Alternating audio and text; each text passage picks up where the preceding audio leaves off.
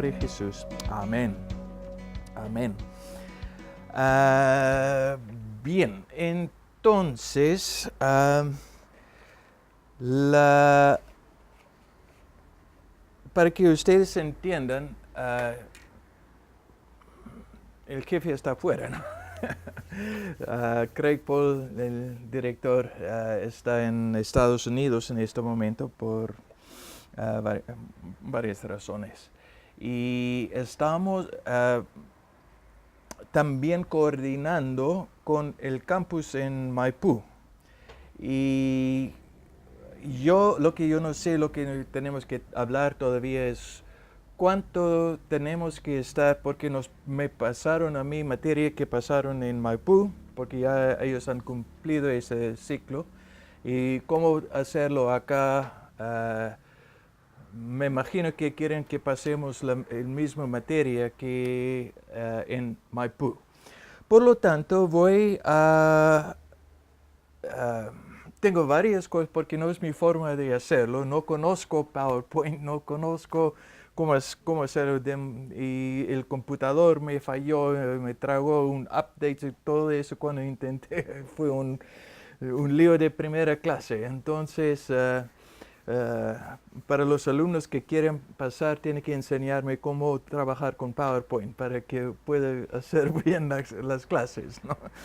Pero me pasaron una materia y lo que creo que voy a hacer, estamos hablando de libros históricos del Antiguo Testamento y hay excelentes, hay materia muy buena que podemos pasar y es importante, como dijimos la semana pasada, hay recordar que historia, me gusta la palabra en inglés porque es history, es his story, es su historia. Por lo tanto, es su historia, es lo que el enfoque está en él. Y es muy fácil solamente leer algo como un cuento y llegar a una conclusión equivocada. Por ejemplo, escuché un par de semanas atrás un pastor enseñando del arca de Noé, ¿ya? Entonces aprendió algo, se entusiasmó por el arca. Entonces empezó a hablar que la madera significa eso, que tenían 3 pisos, que significaba 3 cielos, que entrando en distintos cielos. Entonces yo no sé qué animal estaba en el tercer cielo, pero empezó a sacar conclusiones que no tienen nada que ver, que no son bíblicos, pero él piensa que es bíblico porque leyó un cuento o una historia de la Biblia. Entonces, este tipo de equivocación, ¿cómo podemos prevenirlo? ¿Se acuerdan que Jesús, como dijimos la semana pasada, enfrentó a los teólogos de su día y dijo, ustedes creen en las Escrituras, ¿ya? Pero son ellos que hablan de mí. Y eso es sin haber escrito ni una sola palabra del Nuevo Testamento. Yo no sé, para saber algo del Antiguo Testamento no significa que hemos entendido. Entonces, número uno tiene que aprender cuál es el contenido. Número 2, cómo entonces enfoque. Porque Dios eligió en todas las cosas un Dios soberano que está sobre todo el universo. ¿Por qué Él nos dejó estas historias? Porque está en esta orden. Porque pasó lo que pasó. Y esto nos da un enfoque para que podamos, por lo tanto, también interpretar ahí. Hablando de los ángeles, entran volando.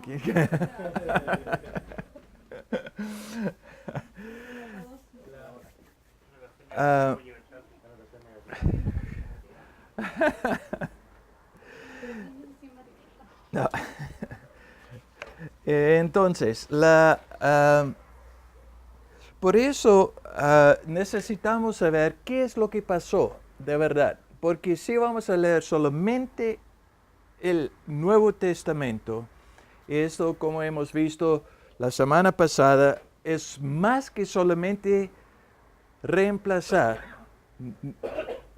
el Antiguo Testamento, porque no está reemplazando al Antiguo Testamento, es un desarrollo, es un cumplido del Antiguo Testamento.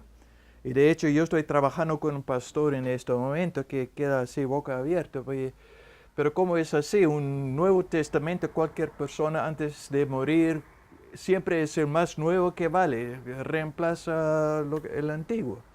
Entonces no es este tipo de testamento, es un testamento donde es más bien como un pacto. Y cómo se desarrolla este pacto. Y por lo tanto tiene muchas consecuencias, bastante grandes. Y entre los cuales hasta tu punto de vista, por ejemplo, de bautismo, puede ver precisamente si solamente vas a ver desde el Nuevo Testamento, donde empieza la iglesia en el Nuevo Testamento, o lo vas a ver como desde Génesis. Yo creo que con ese punto de vista nunca vamos a poder estar de acuerdo hasta que venga el Señor Jesús, pero es un ejemplo. ¿Qué importancia puede tener entonces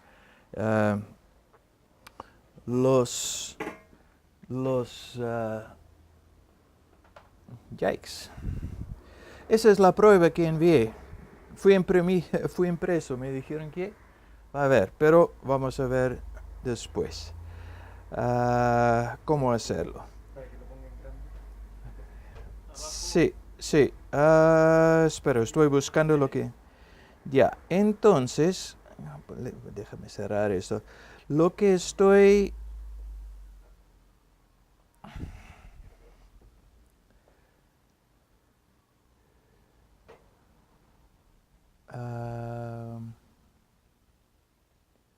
históricos, eso es lo que...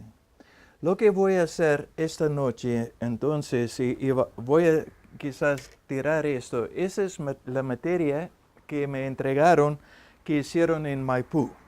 Yo creo que para nivelar un poco lo que estamos entregando, y esto vamos a entregar a ustedes, pero yo voy a dar un repaso breve, o voy a entregar esto, y este PowerPoint también vamos a entregar. De hecho, algunos ya lo recibieron, otros no. Yo pensé que ustedes ya lo tenían. Entonces, pero rápidamente vamos a hablar de eso. Ya empezamos la semana pasada, esta parte, ¿ya? Los libros históricos. A ver, repaso. Dame los libros de Pentateuco.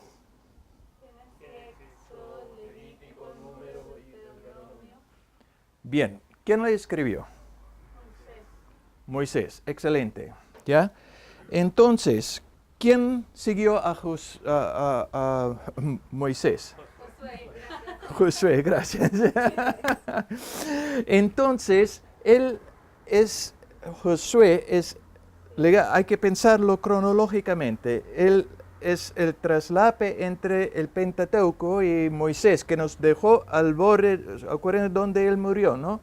Moisés no entró. En la entrada, sí.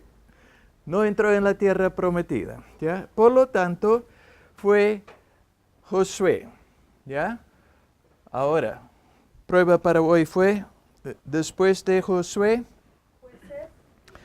podemos seguir, porque entraron, de eso se trata el Josué, es la conquista de la tierra prometida. Entraron y desalojaron hasta cierto punto a los israelitas, a cananitas.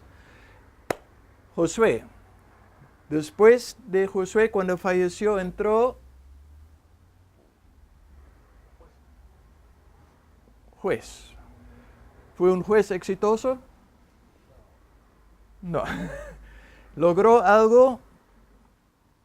Tuvo entonces la experiencia de lograr conquistar paz, porque pero la gente se volvieron en sí, en su orgullo y pecado, y cayeron de nuevo bajo esclavitud del opresor, de varios que habían. Y hasta que la gente clamaron al Señor, el Señor levantó otro juez, y un juez no, entre paréntesis, no es un juez como conocemos un juez hoy en día que se siente en la corte y dicta qué pasa, una interpretación de la ley.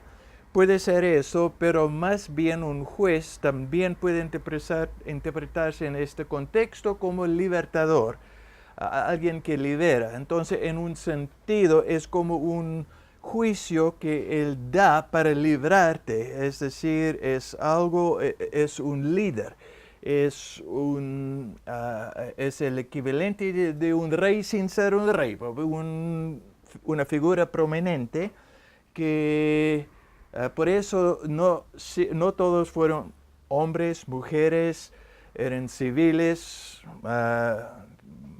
religiosos, militares, habían de todo, que eran jueces.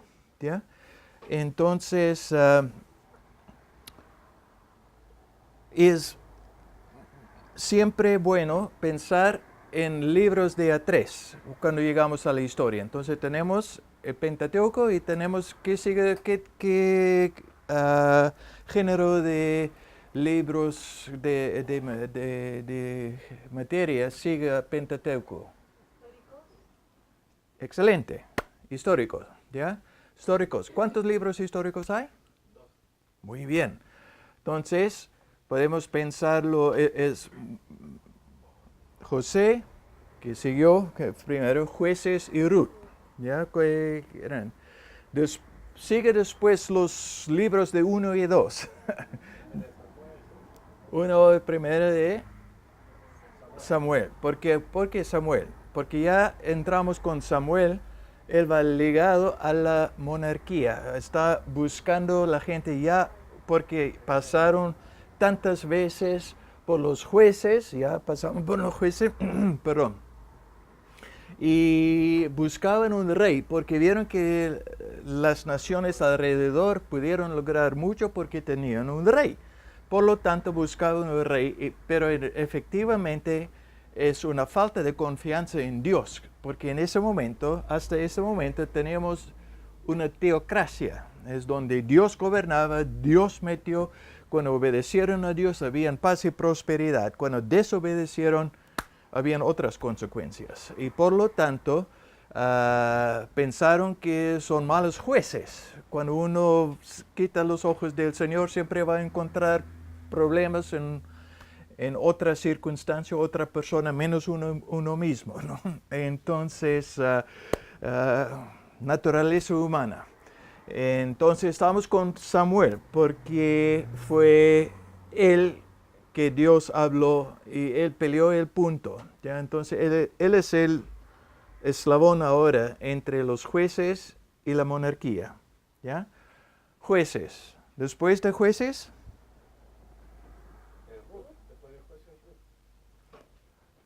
perdón, ¿ya? Y Samuel, estamos en Samuel ya. Samuel, perdón, después de Samuel llegaron la monarquía, los reyes, ¿ya? Y crónicas. Crónicas, algo de repetición de reyes, pero vamos a ver esto más adelante, ¿ya? Entonces tenemos para libros históricos, Josué, Ruth,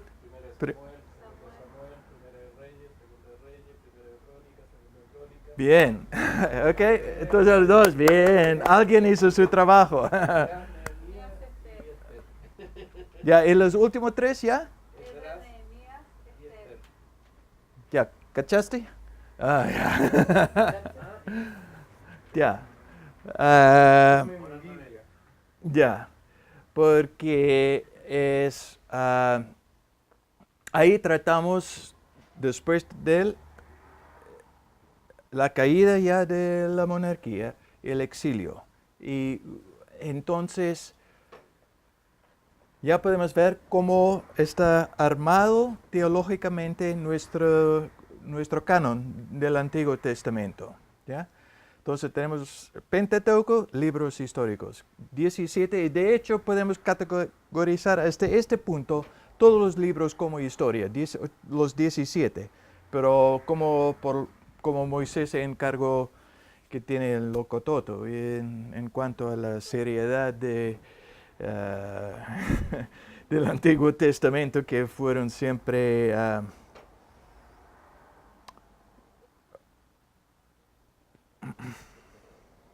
entonces, tenemos las fechas. Vamos a pasar por esta noche acá. Vamos a ver hasta dónde llegamos, pero vamos a pasarlo rápidamente porque eso es lo que es el trabajo de otro profe, pero está fijado. Yo no puedo cambiar nada. Me entregaron así. Vamos a ver qué dice. ¿Ya? ¿Puede leer esta vez? Se lee mucho más clarito esta vez con esta pantalla, ¿no es cierto? Chuta. Ya, José, jueces Ruth. Josué, la conquista de la tierra prometida, jueces Ruth, descenso del pueblo y el socorro del Señor. Así uno piensa que tiene que pensar en Ruth. Uno ve que, oye, qué cosa maravillosa, qué cuento más tierno. Bueno, es una historia porque está en eso, sí. Entonces uno puede ver, es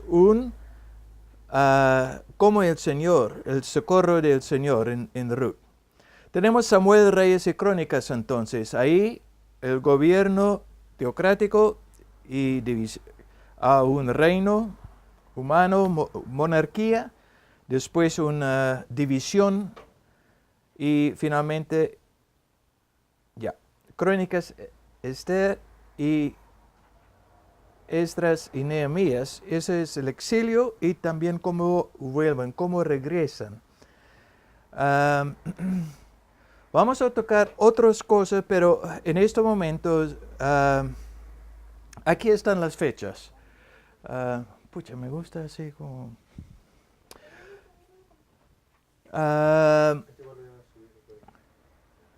ya. Eso lo vamos a enviar de toda manera, pero está bien marcarlo porque tenemos que entender aquí cuándo fue. Y siempre las fechas van a ver, depende a cuál libro consultes hasta en cuanto a qué fechas te van a dar. Algunos van a cambiar 5 años, 15 años, qué sé yo, pero esas son las fechas aproximadas. Suficiente para decir, esto es lo que creemos, eso te da por lo menos algunos datos importantes. ¿Ok? ¿Tiene eso? ¿Lo cambia? ¿Listo? Entonces, y voy a entregar, vamos a ver otra forma de verlo también, porque a mí me encanta cuando está en forma de una malla, una tabla que uno puede ver qué libro, qué cosa, entonces vamos a hacerlo de otra forma también. Pero esta materia no lo hace de esta forma, por eso quiero pasar rápidamente y vamos a pasar y incluso quizás repasarlo la próxima semana, pero quiero terminar por lo menos esta parte que es trabajo de otro profe. Pero es bíblico, estoy de acuerdo con él. Este es Ejimar, pues. Entonces, hola Ejimar. Un querido amigo mío, estoy muy agradecido. Entonces, eso como en un vistazo tiene todos los libros históricos, de eso se trata, es una forma de verlo, ¿ok? Entonces uno puede decir, ya, Ruth, ya debería encajar, ¿dónde en todos los libros históricos se encuentra? Y deberíamos entender de qué se trata Ruth. Ese, les prometo, pregunta seguro que va a haber por lo menos en el examen, como yo estoy dando esta clase, va a venir de mí, que cada libro que ustedes me dicen de qué se trata. Dame la idea principal. Y algunos libros que me dan la división. ¿Por qué digo esto? Porque para mí fue una sorpresa ver que cuando uno lee el libro y permite que el libro te hable en vez de que tú digas al libro qué debería decir, es increíble la estructura que uno puede ver, que de repente uno puede decir, wow, aquí cambia el enfoque, aquí es otro personaje, aquí, entonces, y esto como cambia el ritmo, cambia el tono del libro. Entonces se divide el libro estructuralmente. Eso no estamos cambiando nada de la palabra de Dios, sino nos ayuda a entender por qué es así.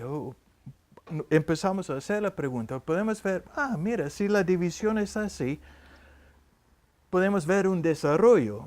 Por ende, estamos haciendo eso en cuanto a los libros históricos. Podemos ver cómo los libros se enganchan, traslapen, se repiten. Y cuando vemos la gama amplia, podemos ver desde Josué hasta Nehemías. Tenemos, antes de entrar, aquí es una banda de esclavos. Tenían que tener órdenes de un egipcio que no estaba ni ahí con Dios, diciéndoles qué hacer cada día. ¿Ya? ¿Cómo vivir juntos? Tenían que tener una orden, una sociedad, una ley, un Dios. Y entender cómo vivir. Y ese Dios prometió una tierra para su pueblo. Sacó de la esclavitud, la liberación. Estamos con esto. Pero el pueblo falló, la tierra falló, los jueces fallaron, todo falló, fracasó. Y hasta Nehemías, cuando empezó a volver, por lo menos en el libro histórico, ya es ¿qué es la palabra? Es un tipo, una proyección del futuro, de la redención que nosotros como pueblo de Dios vamos a recibir de parte de Dios cuando Dios nos restaura completamente. ¿Ya? Entonces ya podemos empezar a proyectar esto. Entonces podemos ver cómo nos habla de Cristo todo esto entonces. ¿Qué diferencia hace esto? Porque Dios no solamente quería, interesante, un pueblo judío que... Va a ser muy interesante cómo vamos a aprender de los libros históricos. Entonces, ayúdame. Entonces, con esto, algunas cosas son más largas y vamos a leer. Los libros representan un contenido tanto histórico como teológico. Eso vimos la semana pasada. Revelan la historia de la relación entre Dios y su pueblo. Por lo tanto, al leer la historia o los libros históricos, deberías quedarte bien con Dios tú. Algo tiene que impactarte acerca de Dios o acerca de ti, y de tal forma que expresa tu necesidad de Dios y su grandeza. Dios revela su amor fiel e inmutable aun cuando quiebran su pacto. Y eso deberíamos sacar. Si sacas algo del libro histórico, eso sí que es lo que debes sacar. Cuánto Dios es fiel a pesar de todos los fracasos. El contenido de los históricos revelan el valor insuperable de. Debemos estar impactados con esto. La palabra de Dios, obediencia, dependencia en Dios. Palabra, obediencia, dependencia. Esto es algo que deberíamos fomentar. Así debería afectarnos a nosotros como hijos de Dios. Entonces dice, mientras las religiones antiguas buscaban mitos para establecer sus dogmas, Dios se revela real y dinámicamente en la historia, porque es su historia. ¿Ya?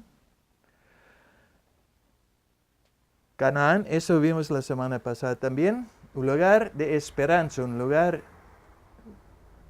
proyección de la tierra prometida, como esperaban en el Antiguo Testamento. Y el Jordán, el río Jordán, la valle Jordán, este es análogo, un símbolo de separación profunda. Es la barrera entre cada persona y su restauración a las bendiciones plenas del Señor. Es decir, Egipto es un tipo de nuestra esclavitud, de nuestro pecado. Canaán, tierra prometida. Y Jordán, el abismo que nos separa. ¿Cómo cruzar? Hace falta entonces un Josué. Josué es hebreo. El griego en el Nuevo Testamento del mismo nombre es Jesús. Es exactamente, esto es lo que significa. ¿Ya? Josué, libertador. Entonces, la conquista, de eso se trata Josué. ¿Ya? Pensando en Josué, hay que pensar. ¿Se puede leer esta vez? Ya. La ubicación de la tierra prometida era un punto central entre tres continentes para la difusión del Evangelio en los tiempos de post-Cristo. Entonces, eso es otra. Maris, parte de eso sale en portugués porque todavía no fue bien hecho. De la tierra prometida, ya, Josué, entraba en la tierra el subyugo de los habitantes. Capítulos 1 o 2. De hecho, uno puede dividirlo, uno puede ser 1 al 12 y de 13 al 24 una distribución. Ellos la hacen en tres partes, porque una es la distribución de la tierra entre los 12 tribus y la renovación del pacto de capítulos 23 y 24. Entonces, con ese énfasis está bien aceptado, porque eso es lo que el contenido te dice. ¿Ya? Bueno, la conquista. Bueno, tenemos un mapa que...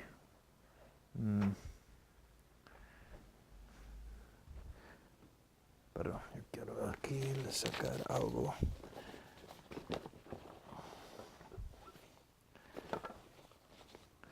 Quiero un plumón acá.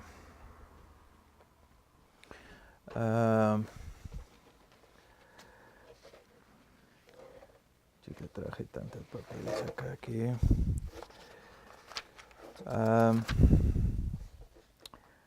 Multipliqué esto.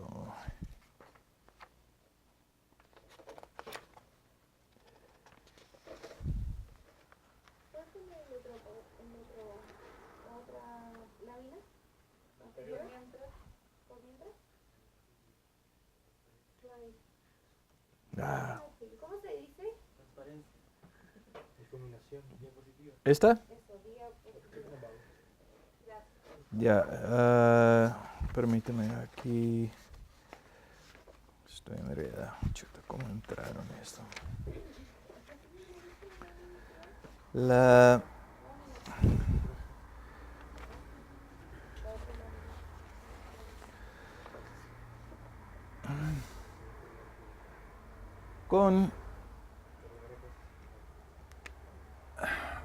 Tenemos algo así, ¿no?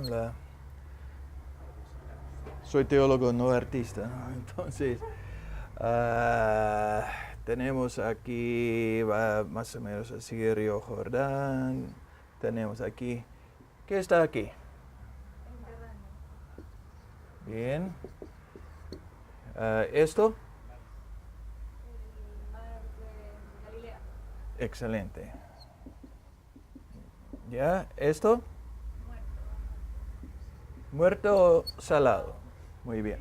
¿Ok? Es muy interesante entonces.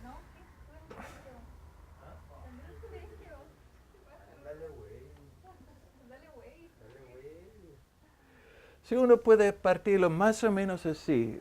Y muy interesante los ríos que de repente no hay que ver que río Arnón y río Jaboc. Muy interesante. Es importante en entender las divisiones de los tribus. ¿Ya? De eso se trata este mapa. Ya. Y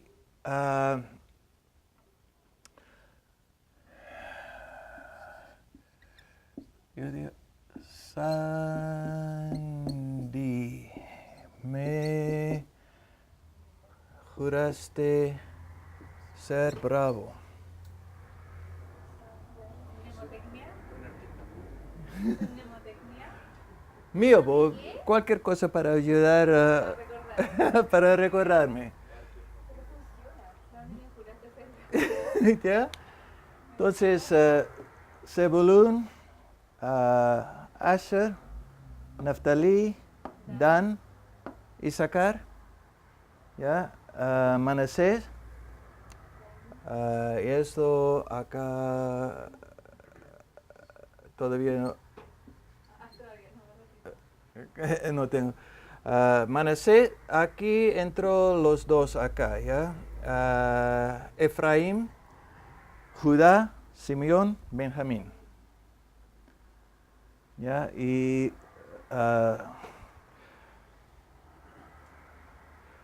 aquí algo personal, no todos se pueden tener. Me gustan rubias.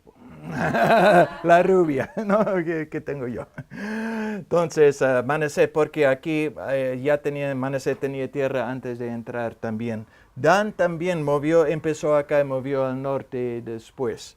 Entonces, Rubén, Gad, Manasés.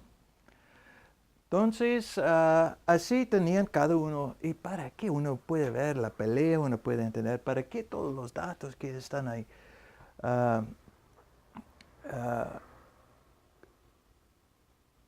Cuando uno es esclavo, tú vas a apreciar que tienes tu propia tierra. Puedes decir, esa es mi frontera, esa me pertenece. No podemos captar qué significa ese detalle. No hay ni una persona olvidada. Cada tribu tenía su territorio. Es lo que Dios quiso. Entonces podemos empezar a ver la grandeza de nuestro Dios para poder trabajar en tierra. Y aun cuando el pueblo, ya después de 40 años, Dios debería ser harto ya, me explico. Es decir, que por toda cosa, y entraron, no conquistaron todo. Pero Dios entrega su tierra. Este es un Dios grande que servimos. Y con esto, entonces tenemos ahí un mapa. Pero eso nos ayuda a dar cómo se distribuyeron.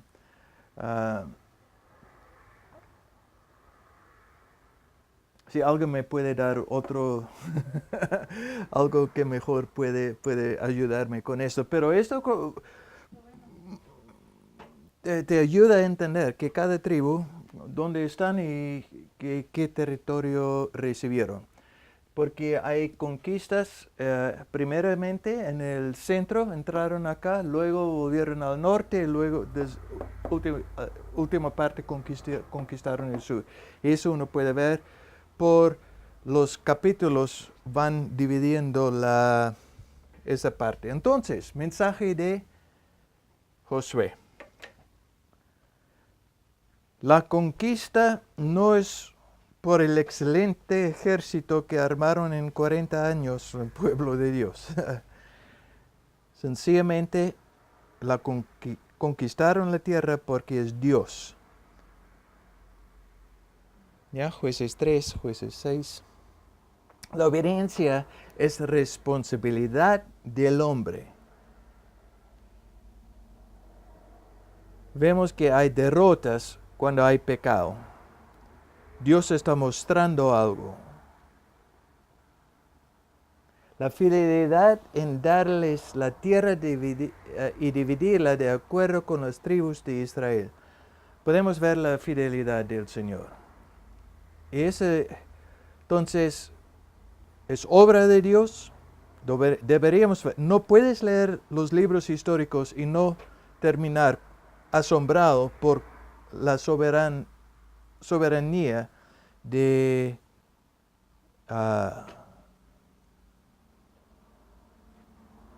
Dios. Cristo en Josué, el gran guerrero en la gran conquista. Es decir, aquí podemos ver que Josué es un tipo de Cristo. Podemos ver, así como era Josué, es Cristo. Cristo venció al diablo, Cristo venció al mundo, Cristo venció a la muerte. Así como podemos ver que como estamos en tierra prometida, tenemos nuestro Redentor, Cristo. La segunda parte, la herencia dividida entre los israelitas. Cristo ya divide las bendiciones por el Espíritu Santo. Interesante, ¿no? No es que un hombre intenta tomar todo el territorio. Dios reparte sus dones por el Espíritu Santo. Muy interesante. Podemos ver esto ya en tipología del Antiguo Testamento. Cristo entrega a su pueblo una herencia plena y eterna según su segunda venida. ¿Ya? La renovación del pacto. Cristo cumple todas las exigencias de la ley para un pacto permanente. Esa es la ventaja. No hay otro exilio. Vamos a llegar a la tierra prometida al futuro y punto. Un pacto permanente que va a salir. Con eso partimos con Jueces. ¿Ya? Jueces y Ruth. Aquí vemos cómo el pueblo de Dios va decayendo en calidad y cómo Dios en su misericordia sigue apoyando y ayudando. Entonces, los jueces. Lo leímos en 20. Josué, ¿cuántos tienen? 24 capítulos. En 24 capítulos tenemos 350 años.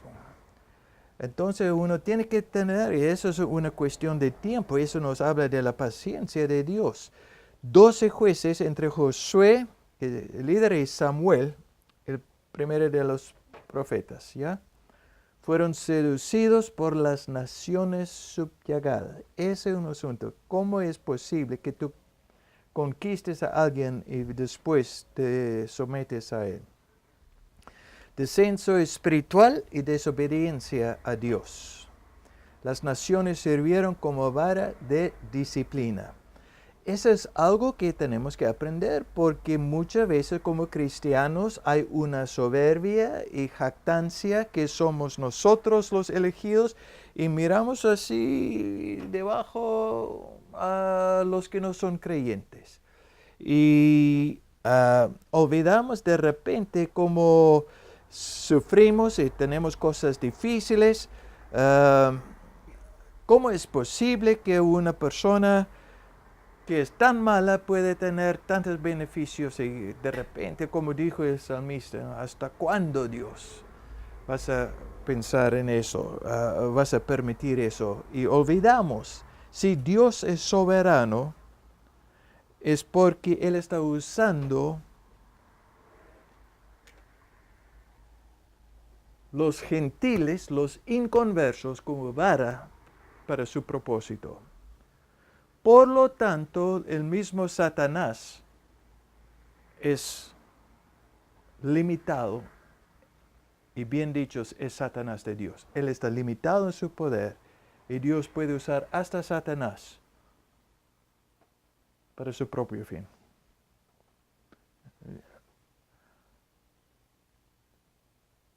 7 ciclos: opresión extranjera, arrepentimiento, liberación por los jueces. Ciclo, ya, ¿hasta cuándo uno lo lee? Ya, ¿por cuánto? ¿Otra vez? ¿Cuándo van a aprender la gente? De nuevo.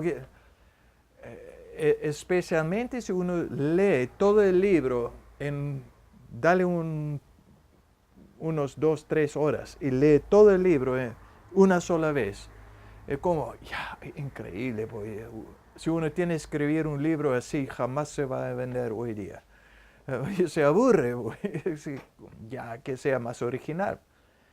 Muestra, el libro termina con 2 manifestaciones de idolatría e inmoralidad. Jueces. Ahí están los jueces, por lo menos lo que me parece que viene en orden. De eso, los más famosos son Débora, Gedeón y Sansón. Pero no todos son héroes en la fe. No son porque son grandes, son porque Dios les eligió. Pero no quiso que este sea un... Ok. Ruth.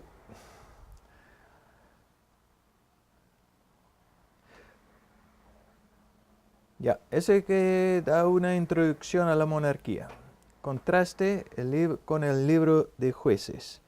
Revela una historia de amor, justicia y fidelidad de Dios. Revela la preservación de Dios de la semilla de la promesa. Este libro es un rayo de luz en las tinieblas.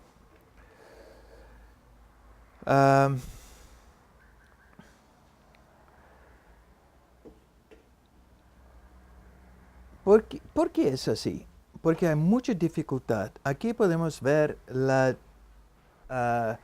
cómo está Dios tan grande que puede haber, entonces incluso recoger a alguien que ni siquiera es parte del linaje, no está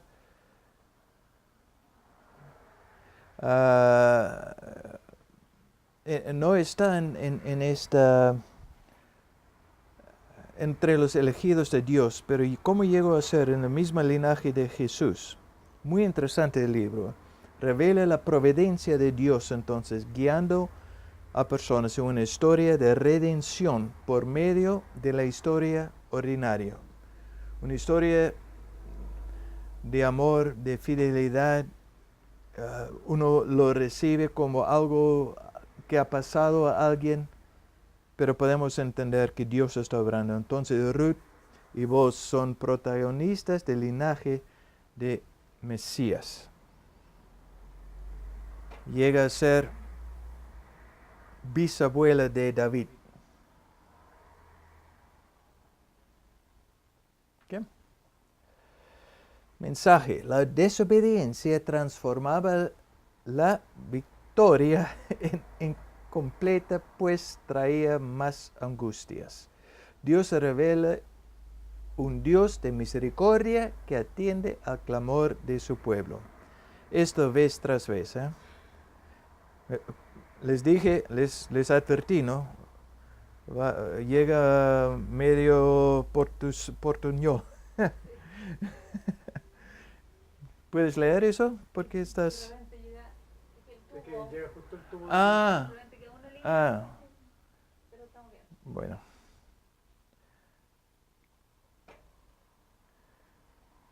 Estas obras apuntan para la profunda necesidad de un rey justo, perfectamente comprometido con el pacto de Dios. Eso uno tiene que ver con el pacto de Dios desarrollándose cada vez. El hombre lo rompe, Dios sigue siendo fiel. El hombre lo rompe, Dios sigue siendo fiel. Eso vez tras vez tras vez. Oye, qué maravilloso el Dios que servimos. ¿Ok? ¿Cómo andamos aquí? Son las 9.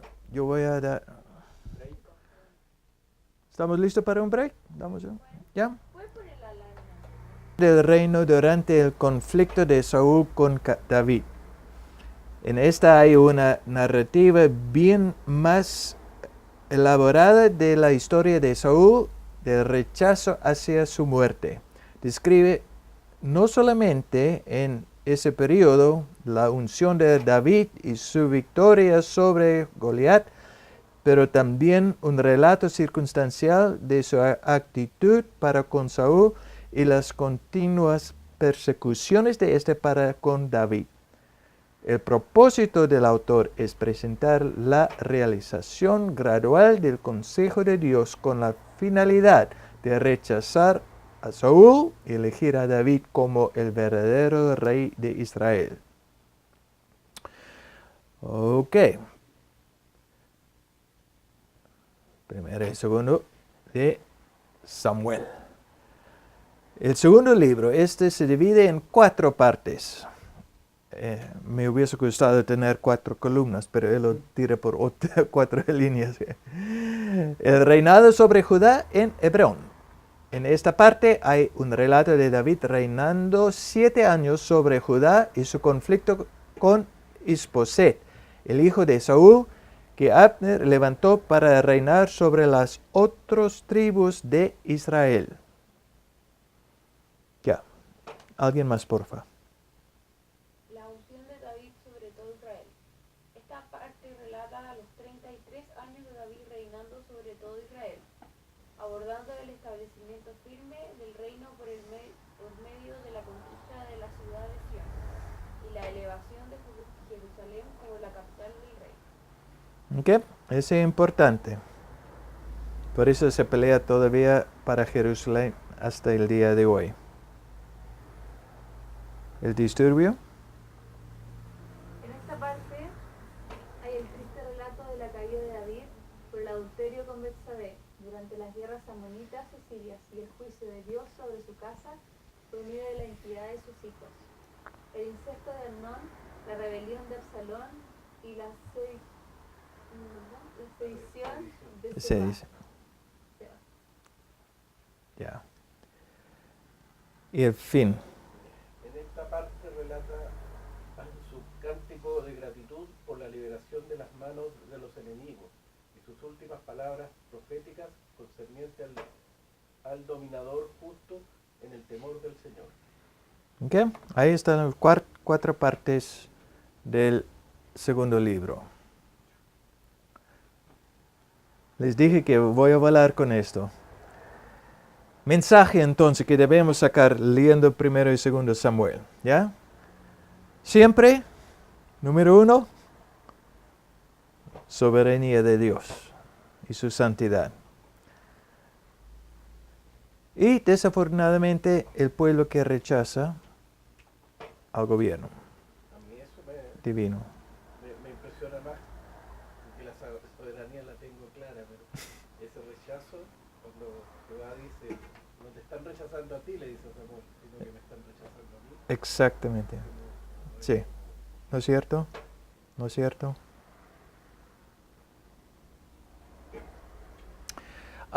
Ahí no vamos a leer por cuestión de tiempo, no vamos a leer estos versículos, pero ahí tenemos algunos profecías que va. Motivación del pueblo es decir que con todo esto, claro, Dios es soberano,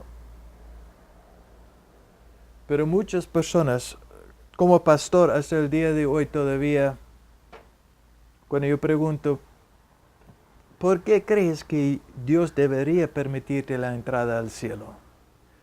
99% del tiempo, yo no soy persona mala. Entonces aquí uno puede ver cómo en el qué hacer diario, en el vivir diario, cuán mal es el corazón y el rechazo del gobierno. Eso deberíamos entonces entender. El corazón es enemistad. Corazón inconverso, enemigo. Por eso la falencia del gobierno humano hasta el día de hoy tiene su límite. Nunca vamos a tener paz verdadero, duradero, con cualquier gobierno humano. Al contrario, muchas veces tenemos otro tipo de problema. Y la esperanza de una promesa de una dinastía perpetua, reinado justo. Por esto, Cristo en Samuel. Vemos a David y Jesús. Vemos estos puntos muy importantes.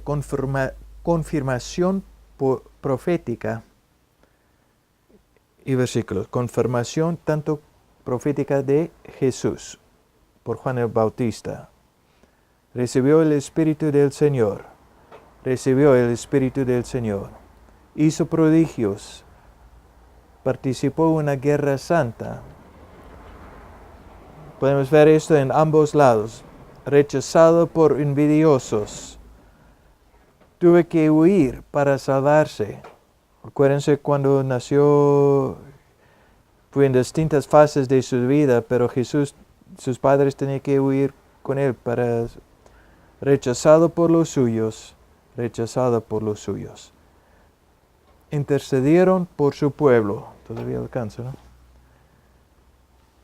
Tenemos el gran intercesor hoy día. Entonces podemos ver que David es un tipo de Cristo, es un prototipo de Cristo. Un tipo en sentido teológico, es tipo y antitipo. Cuando es un tipo de Cristo, proyecta, es una sombra de lo que está por venir. Ok. Reyes, la división. Periodo de composición. Estos libros nos muestran de un periodo de 455 años entre la ascensión de Salomón hasta el exilio de Babilonia. Entonces, desde Salomón desde el reinado hasta el exilio. Tiempo de reyes. Características. Claro, y reyes y O sea, final de jueces. Final de jueces. Después, no, reyes no cuento con esa parte, no. No, pero A ver, no entiendo. dice ahí que contempla desde la ascensión de Salomón. Salomón está en jueces. Ah, sí, traslape, hay un traslape. Final de jueces. Sí, Ahora, sí, exactamente. Características, detalles de fechas, números, instituciones monárquicas, detalles de preparativos, dimensiones, muebles, utensilios del templo. Registro en detalle de los reinos divididos, sincronizados con los respectivos reyes. División de los reinos. Ahí estamos en problema. Por el pecado de Salomón, el reino fue dividido en el reino del norte. Ahí estamos en lo que hablamos. Y el reino del sur. Habían solamente dos. Habían solamente dos. Rubén, Dan, Neftalí, Simeón, Leví, Zabulón, Isaacar, Aser, Manasés, Efraín, reino del sur, Judá y Benjamín. Solamente estos dos que se mantuvieron. Pero muy interesante lo que pasó. Bueno, el mapa es más o menos. No es tan claro, pero ustedes tienen muchos otros y vamos a ver la otra presentación que tuvimos la semana pasada que también vamos a enviar. Tienen cosas más, mapas más claritas que eso. Ahí está muy difuso. Diferencia entre los dos reinos, reino del sur, reino del norte. Acuérdense que hablamos que hay una diferencia entre los tribus y la nación de Israel. Tiene que ver en qué época de la historia estamos hablando, ¿ya? Entonces hablamos mejor reino del sur o Judá, a veces o reino del norte o tribu de Israel, ¿ya? Ups. Muy interesante comparar y ver qué está pasando. El reino del sur, una dinastía, estabilidad. 9 dinastías en el norte. 20 reyes en 3 siglos y medio. 20 reyes en 2 siglos. Compromiso de los reyes con Dios, de algunos de los reyes. En el norte, ni uno, muy interesante, ni uno hizo bien en los ojos de Jehová. Ni uno. Podemos dividir el contenido de los libros en partes dominantes, constituyendo de los siguientes periodos. Primer periodo abarca un espacio de 40 años del dominio de Salomón sobre el Reino Unido de las 12 tribus de Israel, pero el periodo en que el reino ha asumido el punto alto de su poder, gloria terrenales. Hubo un descenso más al final debido a la rebelión de Salomón para con Dios y la rebelión consecuente de los 10 tribus contra la casa de David. Es decir, que anda mal el padre y los hijos siguieron en su paso y se separaron. Muy interesante. Entonces Jesús, se dice, el león de Judá. No era del norte. Segundo periodo. ¿Alguien lo lea, por favor? El segundo periodo comenzó con la división del reino en dos. Israel, 10 tribus, bajo el liderazgo de Jeroboam, hijo de Nebate, y Judá, bajo el liderazgo de Roboam, hijo de Salomón. Esos reinos coexistieron lado a lado, terminando con la destrucción del reino del norte por la invasión de los asirios. ¿Qué? Vinieron los inconversos. Eran terribles. Cristo, ¿qué pasó? Tararana.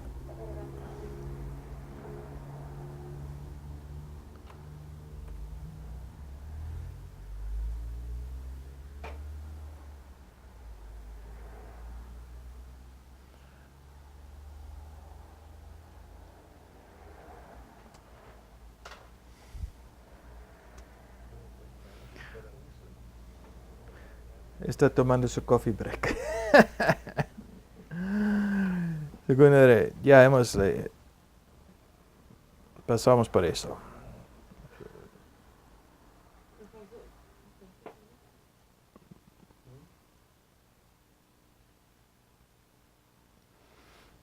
Pasamos por Reyes, ¿no?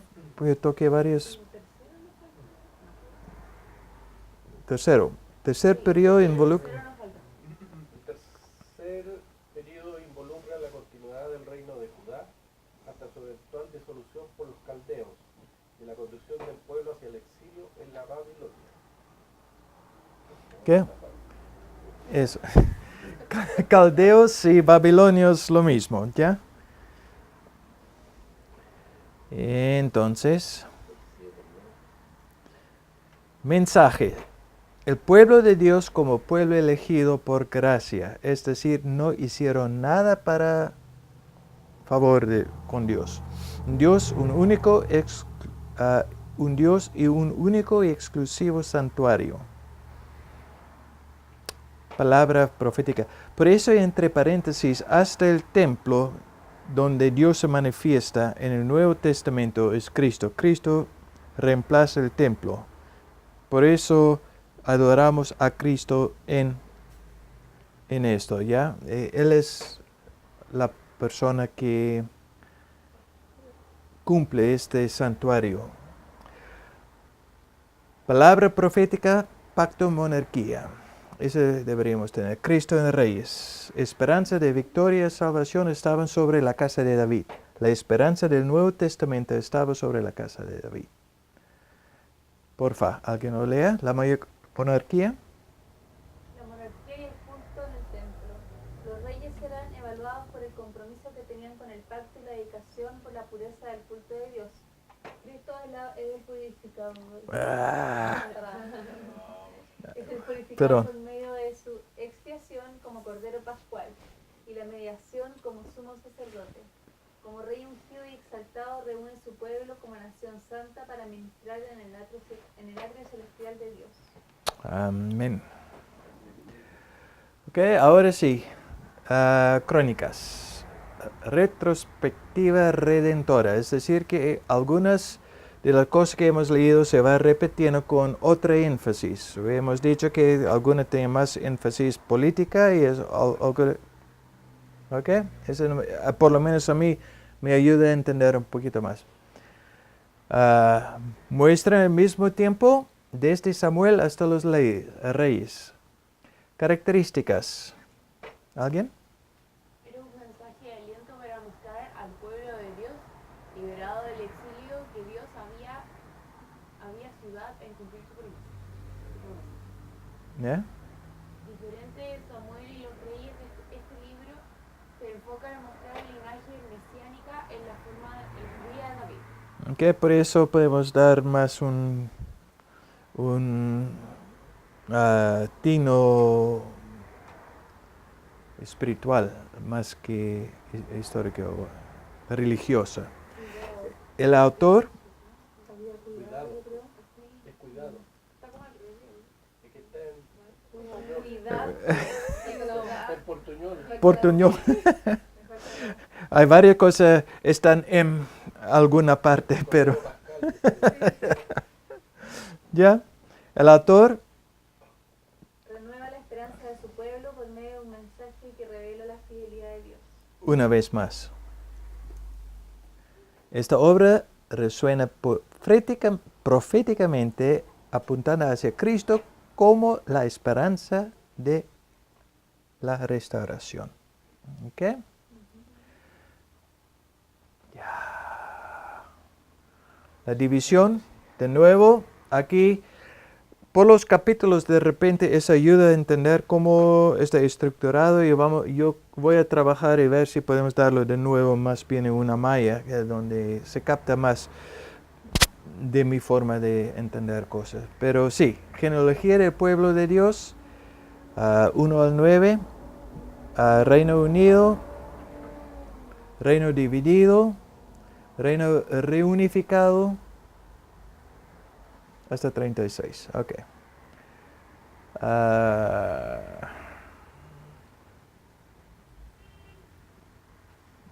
David, el templo y la adoración. Todo el libro está establecido sobre el pacto con David de una dinastía perpetua. Este pacto tiene la misma importancia que los pactos con Abraham y Moisés. Cada vez va desarrollándose. Pacto de Dios con el pueblo. Cada vez se desarrolla más. Este pacto prevalecería eternamente. ¿Ya? ¿Otra persona? El templo. Tiene un rol importante por representar la presencia de Dios en medio del pueblo. El templo vino a ser una señal de la restauración obrada por Dios en una situación post-exilio. Y el templo y la adoración los conectaba con el Pentateuco. Muy interesante. ¿Ya? Debería verlo de esta forma. Mensajes. El pueblo de Dios, la esperanza de restauración, instituciones, rey y templo. Cuando tu vida llegue a su fin y vayas a reunirte con tus palabras. ¿A quién fue dicho esto? Yo pondré en el trono a uno de tus descendientes, a uno de tus hijos, y afirmaré su reino. Exactamente, muy bien. Será él, es el hijo, quien construya una casa en mi honor, y yo afirmaré su trono para siempre. Así que es linaje de David, que el rey de reyes, el rey eterno, el Mesías, tenía que venir del linaje de David. Cristo en Crónicas. ¿Alguien? La esperanza de restauración del trono de Dios en la tierra, representado por un hombre para guiar al pueblo a la victoria y salvación, se cumple en Cristo. La esperanza de restauración y redención de un pueblo escogido, promovida por autor se cumple en Cristo. La esperanza de restauración del culto y la adoración de Dios basado en las enseñanzas de Moisés se cumplen en Cristo. Es increíble cuando uno empieza a leer cómo terminamos viendo a Cristo y la bendición de ser liberado del juicio divino se cumple en Cristo. Bueno, chiquillos, a ver, ¿cómo andamos por tiempo? Estamos en cuarto. Mira, esa es la última sección, últimos 3, y creo que lo voy a dejar, esto vamos a terminar porque con esta última, es la última tercera parte de los libros históricos. Vamos a terminar esa parte la próxima semana para que... Yo sé, estamos en una fuente, claro que... O sea, lo que pasa es que con lo que estamos pasando, uno puede enfocar distintas las lecturas de los libros. Yo quisiera tener de poder leerlos bajo ese enfoque, o sea... Ahí está el desafío. No alcanzo a leerme todos los libros de una clase a otra, o sea, porque además la idea es poder revisándolo con lo que tú nos estás entregando y poder entender bien esas divisiones en los libros mismos. Sí. Tú mencionas de tal capítulo a tal capítulo, yo quisiera poder leerlo y decir, ahora sí. entiendo por qué aquí cambiaba el enfoque. Bueno, yo espero entregar algo para ayudar eso, para reforzarlo más. Yo sé que estoy volando acá con mucho, pero yo creo que lo que más me interesa en este momento es que ustedes entiendan y captan que no solamente es historia, algo lejos mejor, que nos dice mucho más. Entonces, de repente, al leer un pasaje, hay por lo menos un cuadro donde uno puede enfocar o poner un pasaje. Entiendo por qué está aquí. Qué interesante. Así el Espíritu Santo empieza a obrar en la vida de uno, que de repente, wow, mira qué pasó, mire, mi vida es así. Es decir, que de repente caen las aplicaciones. Pum, pero eso ayudaría porque nos dice cómo es Dios, cómo es Él. Y dice cómo es el hombre.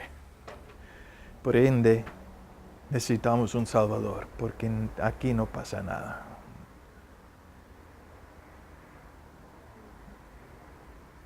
Podemos ver las partes buenas, las partes sólidas, las bendiciones que hubo, cómo se proyecta al futuro como un depósito de algo que va a venir. Este es solamente algo grande. Entonces debería animarnos en ver cómo puede. Entonces yo espero tener algo para ayudar en eso todavía, los libros. Pero hay demasiada materia, estamos hablando de siglos que estamos aquí pasando. Claro, como te digo, cambia el enfoque de uno, como yo leo algunas veces, un par de veces, pero uno lo lee y va avanzando y pasa al otro libro y va avanzando, sí.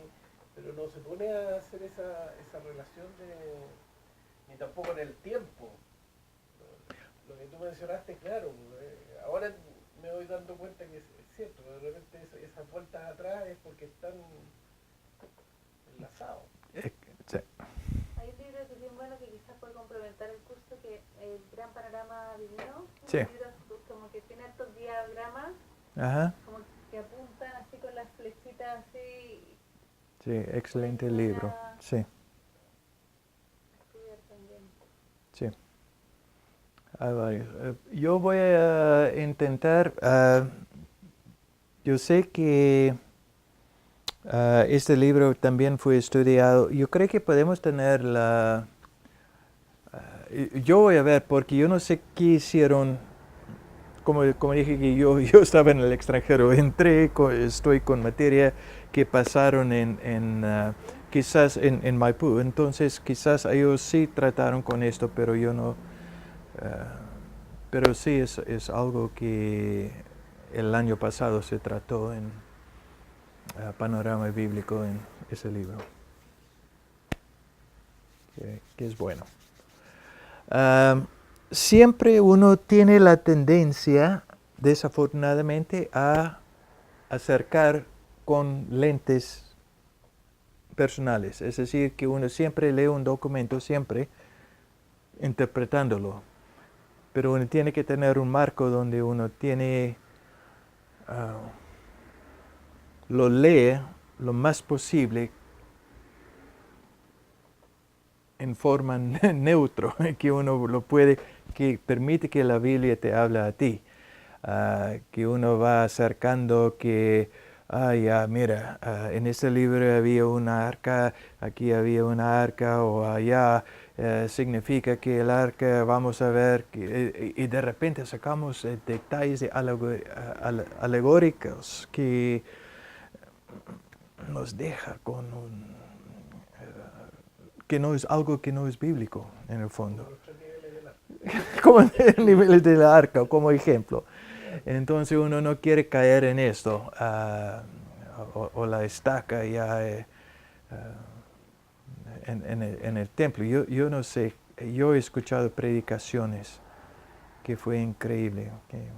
En una vez estaba en una reunión donde, un estudio bíblico donde el pastor habló por 45 minutos que Jonás era tragado por un pez grande y no por una ballena. ¿En serio? Entonces perdimos el hilo. Entonces, algunos lo leen y dicen que, mira, Abraham, hablamos del reino, entonces vamos a ver. Entonces cualquier versículo se lee solamente el reino. O la ley. Entonces si uno no tiene esa perspectiva que la Biblia te habla a ti con un montón de cosas, sí, tiene ley, sí, tiene, pero uno no te acerques al texto con ese prejuicio. Permite que el texto te hable a ti. Ese es siempre el desafío. Por eso tenemos clases de hermenéutica, para que tengamos personas que sepan cómo leer bien la palabra de Dios. Bueno, Soli, ¿quieres tú terminar con una oración por nosotros? Enamorado